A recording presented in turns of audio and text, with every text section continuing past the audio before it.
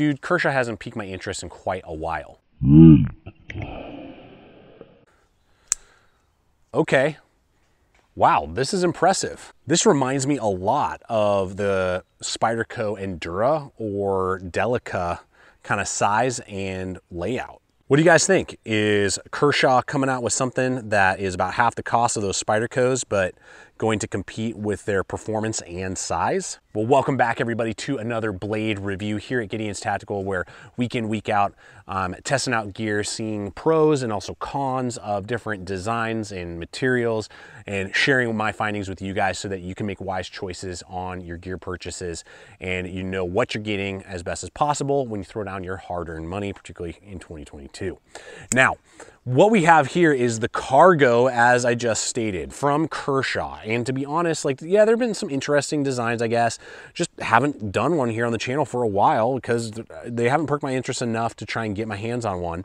And then I saw this and I immediately went over and picked it up. I was like, that's basically the layout and dimensions very similar to Enduras and Endelas and the Spyderco whole range, but with D2 steel made in China coming in at like $42, so half the cost, but you're getting a lot of the same lines and designing. Now, it's not a perfect design. I'm going to share a few things with you that I noticed right out of the gate that do not really help it to excel, but there are a lot of attributes to the design that make it worth looking at, and possibly if you kind of like those designs but you're just aren't willing to shell out 80 bucks, this can get you in the door in a very similar layout and capability.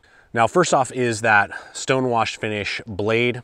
It's 3 1/4 inches long on the Cargo, and the debris, it's 2.75. So I obviously went with the larger one just because it gives me a bigger handle, bigger blade, easier for me to work with. If you have smaller hands or you have maybe blade limitations, you can obviously look at the smaller debris.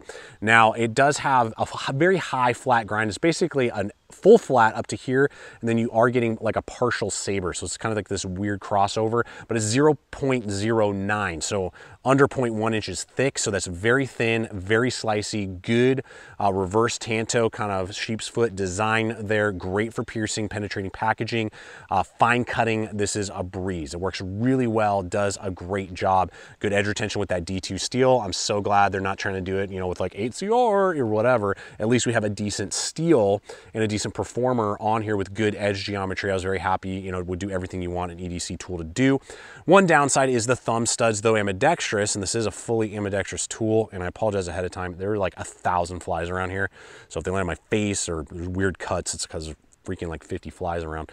But what we're looking at here is the thumb studs coming out about 1/4 inch over the blade. And so depending on what material you hit, you might get bogged down if you're doing like an apple or going through like a lot of cardboard and things like that. You may notice that you hit those thumb studs sometimes and it kind of like snags what you're doing. So would have been nice to have that either, different, maybe a cutout. Obviously that would be really Spyderco-esque, or just backed up the thumb studs, done something with that just to help mitigate a little bit. Not the end of the world, but it is something that I noticed. So it's a really nice smooth action and deployment because it's running on, I believe, bronze washers. I didn't see ball bearings in there, and I did see bronze in there. So bronze washers, which means it's very reliable, nice.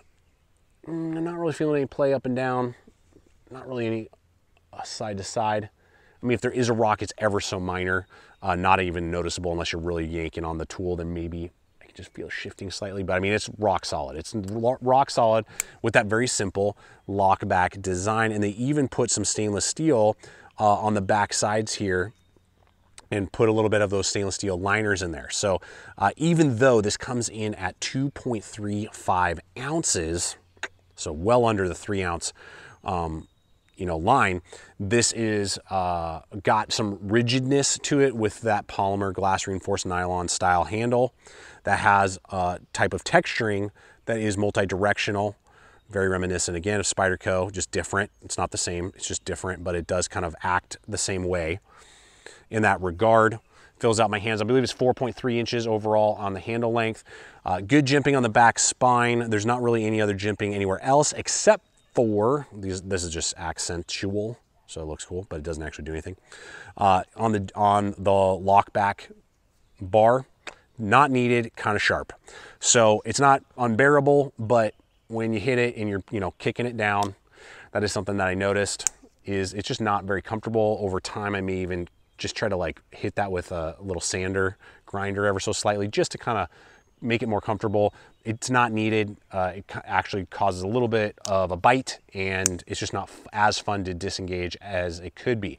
The other thing is the Ricasso is so small, the edge is hitting my finger. I have not cut myself yet, but you're totally hitting your finger if you're gonna do a drop close like that. So just keep that in consideration. Good centering, straight down the middle, and good grinding from what I can tell on the tip. There wasn't any sort of like really stupid, crazy wobbling or anything like that. Fills out my hand really nicely. Again, that's why I went with the cargo being bigger.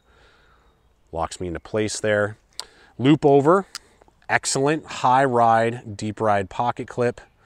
You can see there, accessible to the recessed screws. Come on, that's how you do it right there, folks. Recessed screws. Every freaking company needs to see that. There's zero reason to have bulging screws underneath a loop over. It basically mitigates the purpose. It's so stupid. I'm on a rant right now. It is so dumb when I see companies go into the effort of doing a nice deep ride loop over, and every other aspect to the pocket clip is great, and then they don't put recessed screws on there, because then it just binds up on the screws on those bulged heads. And you're like, why? And now it's riding above the screws, and you're basically removing what you just did. So thank you, Kershaw. Thank you. And more companies need to freaking take note. Now, with that being said, there is a downer to the pocket clip. There's a huge flare that is unnecessary on that freaking clip. That is going to scratch cars, jack stuff up, and it bites in your hand a little bit when you're gripping it. I would recommend bending that down ever so slightly with your Leatherman multi-tool.